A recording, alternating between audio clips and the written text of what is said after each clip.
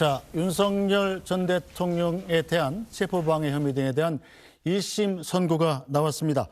자, 윤석열 전 대통령에게 징역 5년이 선고됐는데요. 검찰의 구형 징역 10년의 절반가량이 됩니다. 먼저 이 재판 결과부터 장훈경 기자가 정리해드리겠습니다. 네, 선고 공판은 1시간 정도 진행이 됐는데요. 5가지 혐의 중에서 한 가지만 빼고 모두 유죄로 재판부는 판단을 했습니다. 지난해 1월 공수처의 체포영장 집행 방해도 유죄, 그리고 사후에 계엄 선포문을 작성한 것도 공문서로서 유죄, 국무위원의 심의 의결권을 침해한 것도 모든 국무위원은 심의권을 가진다고 판단해서 유죄, 군사령관의 비합본 기록을 삭제를 지시한 것도 대통령 경호법 위반 교사로 유죄. 다만 외신 대변인에게 허위 공보를 지시한 사실은 이 대통령실의 입장이나 홍보를 전하는 거기 때문에 일부 사실관계가 달라도 괜찮다는 점에서 무죄로 판단을 했습니다. 네, 자, 임지혜 변호사. 일단 검찰의 구형량 10년의 절반가량인 5년이 선고가 됐는데 변호사님 어떻게 보셨습니까? 이 정도면 무겁게 판결이 나온 겁니까? 아니면 좀 가벼워진 겁니까? 엄중하게 판단을 내렸다고 보여집니다. 일단 판결문을 보더라도 주요 쟁점들에 대해서는 모두 유죄가 선고되었습니다. 가장 눈에 띄는 점은 공수처에서 수사권을 적법하게 갖고 있었다라는 부분을 재판부에서 명확히 확인해둔 측면인 것 같은데요. 네.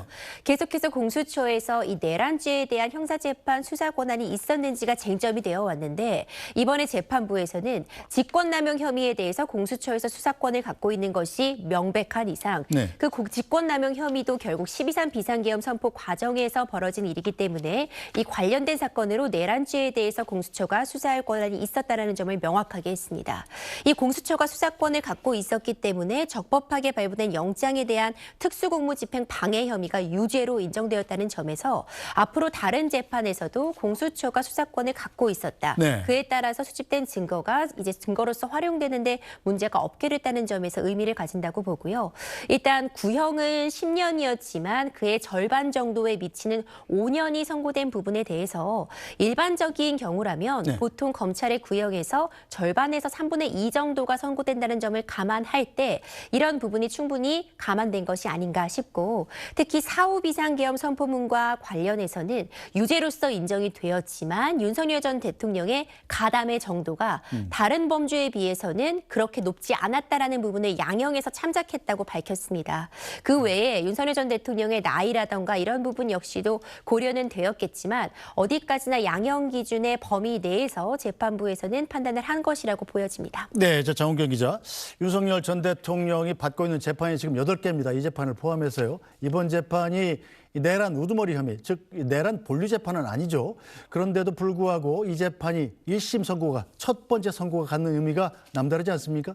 네, 지금 변호사님께서 말씀해 주셨지만 내란 우두머리 재판에서도 윤석열 전 대통령 측에서 가장 중요시하게 주장하고 있는 것이 공수처는 수사권을 갖고 있지 않다. 그래서 모든 증거가 위법하게 수집돼서 공소 자체를 기각해야 된다는 주장이었습니다.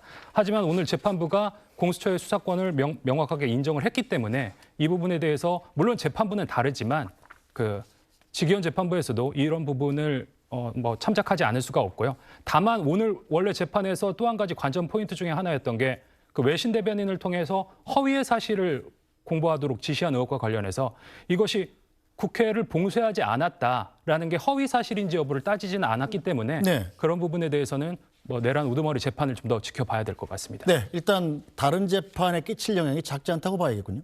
그렇죠. 어쨌든 이 내란과 관련된 어떤 직접적인 연관성은 없었다고 해도 지금 재판부에서 양형에서 참작했다는 이유로 밝힌 것 중에서 대통령이라는 막대한 권한을 갖고 법에 명시된 그런 절차를 위배한 부분에 대해서 그 불법성을 엄중함을 꾸짖었습니다. 네. 이제 이런 부분들은 사실상 다른 재판이라도 해도 윤석열 전 대통령이 받게 되는 다른 형사 재판에도 영향을 끼칠 수밖에 없는 것이 아닌가 생각이 되고요. 네. 이번 재판에서는 12.3 비상계엄 자체의 어떤 불법성이라던가 그 의미에 대해서 직접적으로 다루진 않았지만 대통령이 권한을 남용했다는 부분 네. 그리고 그 남용으로 인해서 헌법 질서 그리고 국민들의 기본권 침해된 부분이 있다는 점은 다시 한번 언급됐기 때문에 이 부분은 다른 재판에 있어서도 일부 영향을 끼칠 수밖에 없어 보입니다. 네, 자, 윤석열 전 대통령에게 오늘 선고된 1심 재판 말고도 다른 여러 가지 재판이 남아있는데 자, 줄줄이 이제 선고, 2심 선고가 나게 돼 있죠. 장훈경 기자가 일정을 좀 정리해 볼까요?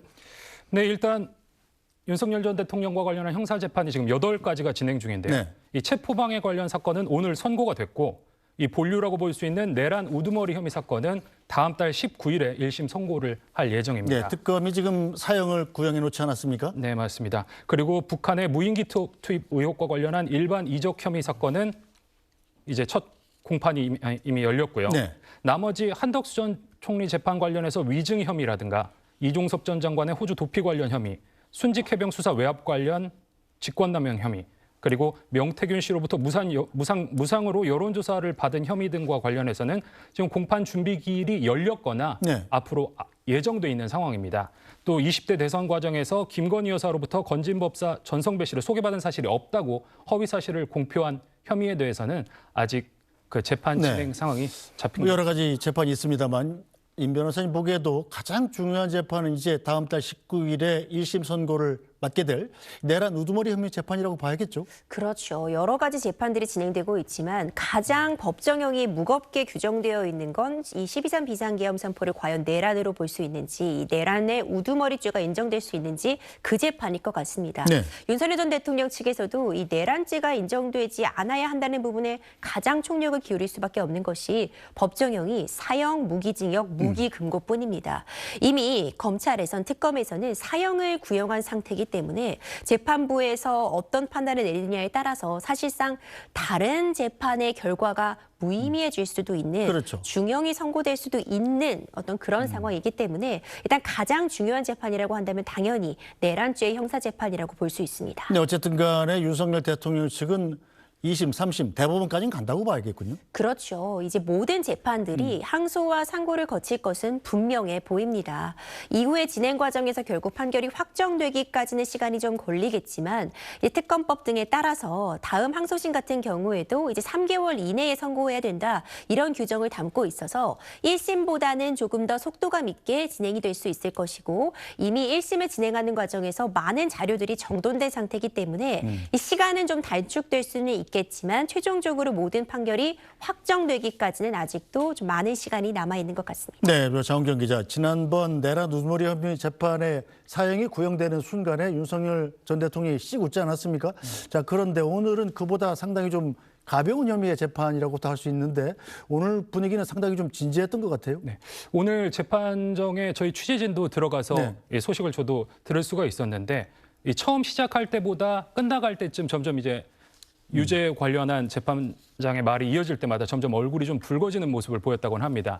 뭐 지난 구형 때와 달리 웃음을 보였다거나 이런 모습은 전해지지 않았는데요. 네. 아무래도 무거운 중형이 선고된 만큼 그 의미를 가볍게 받아들이진 않았던 것 같습니다. 일단 2월 19일에 있을 내란 우두머리 혐의 재판에서 아주 무거운, 그러니까 뭐 사형 아니면 무기형 아니겠습니까? 거기서 선고가 된다면 어쨌든 어떤 형량을 선고하든 그럼 오늘 이 1심 선고가 이루어진 5년형이라는 건 사실은 무의미해질 수가 있겠군요. 그렇죠. 하지만 전제가 되는 건 12.3 비상계엄 선포가 내란죄로 인정이 되고 네. 이 인정이 된다고 한다면은 정말 중형을 피할 수 없는 상황이기 때문에 예를 들어서 무기징역이 선고된다고 한다면 오늘 5년이 선고된 이 체포영장 집행 방해 혐의가 최종적으로 대법원에서 확정 판결을 받아도 사실상 무기징역에 흡수된다라는 네. 그런 표현이 가능할 것 같은데요.